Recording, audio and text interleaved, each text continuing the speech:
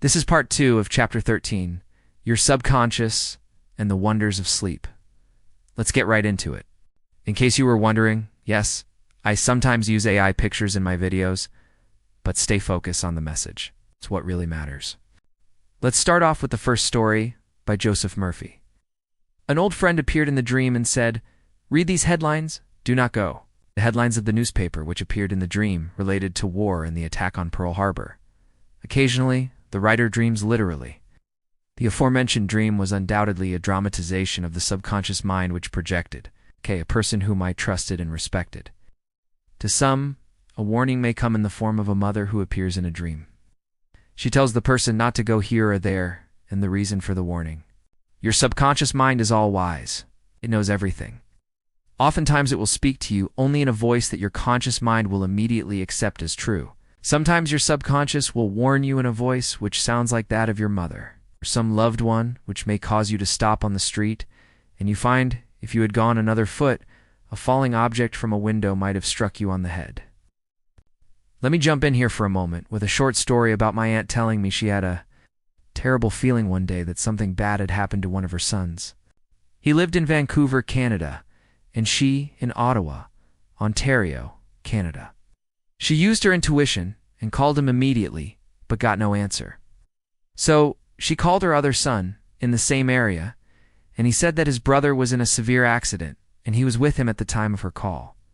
It was very serious. Yes, he's alive today, but was disfigured badly. Now that's incredible. When you think she felt this, more than 4 provinces away. Let's get back to Joseph Murphy's teachings. My subconscious mind is one with the universal subconscious, and it knew the Japanese were planning a war. And it also knew when the war would start.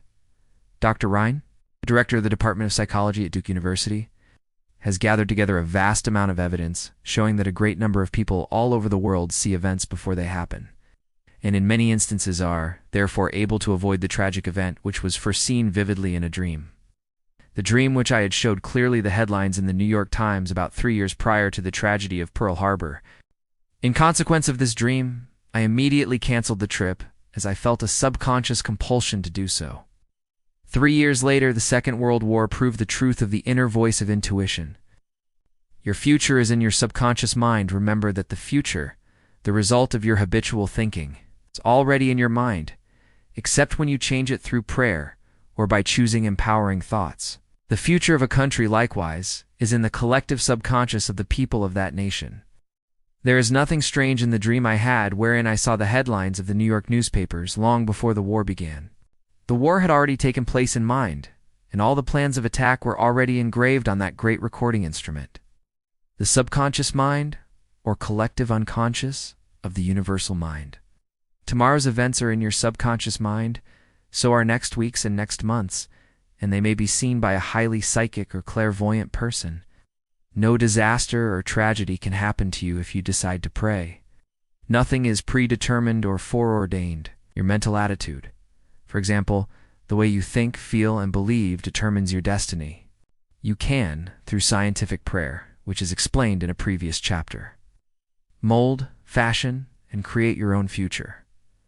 Whatsoever a man soweth, that shall he also reap. Dedication and commitment to change. Now, let me jump in for a minute. Achieving the teachings described above requires a high level of dedication and commitment. The journey to internal transformation is not simple, as we are shaped by societal influences, educational environments, and even the unconscious beliefs passed down by our parents and ancestors. These deeply ingrained patterns can make it challenging to reach certain goals. Yet the effort needed to deprogram oneself from these influences is truly worthwhile.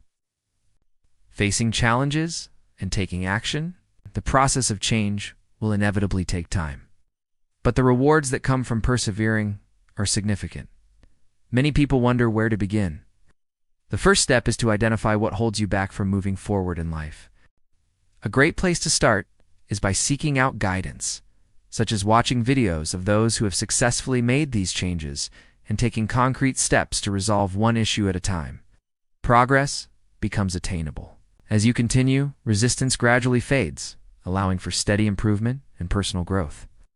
Let's continue. Joseph Murphy tells the story, A catnap nets him $15,000. One of my students mailed me a newspaper clipping 3 or 4 years ago about a man called Ray Hammerstrom. He was a roller at the steelworks in Pittsburgh operated by Jones and Laughlin Steel Corporation. He received $15,000 for his dream. According to the article, the engineers could not fix a faulty switch in a newly installed bar mill, which controlled the delivery of straight bars to the cooling beds. The engineers worked on the switch about 11 or 12 times to no avail. Hammerstrom thought a lot about the problem and tried to figure out a new design which might work. Nothing worked. One afternoon, he lay down for a nap, and prior to sleep, he began to think about the answer to the switch problem. He had a dream in which a perfect design for the switch was portrayed. When he awoke, he sketched his new design according to the outline of his dream. This visionary catnap won Hammerstrom a check for $15,000, the largest award the firm ever gave an employee for a new idea. How a famous professor solved his problem in sleep, Dr. H.V. Helprecht, professor of Assyrian at the University of Pennsylvania, wrote as follows. One Saturday evening, I had been wearying myself in the vain attempt to decipher 2 small fragments of agate, which were supposed to belong to the finger rings of some Babylonians. About midnight, weary and exhausted, I went to bed and dreamed the following remarkable dream. A tall, thin priest of Nippur, about 40 years of age, led me to the treasure chamber of the temple, a small, low-ceiling room with windows, while scraps of agate and lapis lazuli lay scattered on the floor. Here he addressed me as follows. The 2 fragments which you have published separately on pages 22 and 26 belong together, are not finger rings. The first 2 rings served as earrings for the statue of the god. The 2 fragments you have are the portions of them. If you put them together, you will have confirmation of my words. I awoke at once. I examined the fragments, and to my astonishment found the dream verified. The problem was then at last solved.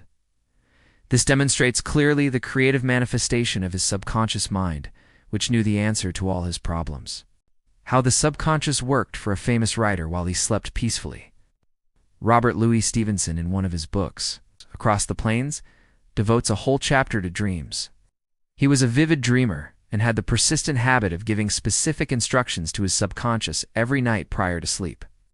He would request his subconscious to evolve stories for him while he slept. Example, if Stevenson's funds were at low ebb, his command to his subconscious would be something like this: give me a good thrilling novel which will be marketable and profitable. His subconscious responded magnificently. Stevenson says, these little brownies, intelligences and powers of his subconscious, can tell me a story piece by piece and keep me, its supposed creator, all the while in total ignorance of where they aim. And he added, that part of my work which is done when I am up and about while he is consciously aware and awake is by no means necessarily mine, since all goes to show that the brownies have a hand in it even then. Sleep in peace and wake in joy. To those who suffer from insomnia, you will find the following prayer or empowering words very effective. Repeat it slowly, quietly, and lovingly prior to sleep.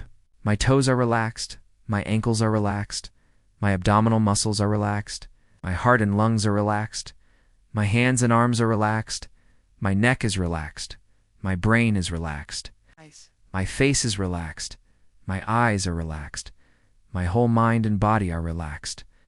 I fully and freely forgive everyone, and I sincerely wish for them harmony, health, peace, and all the blessings of me. I am at peace.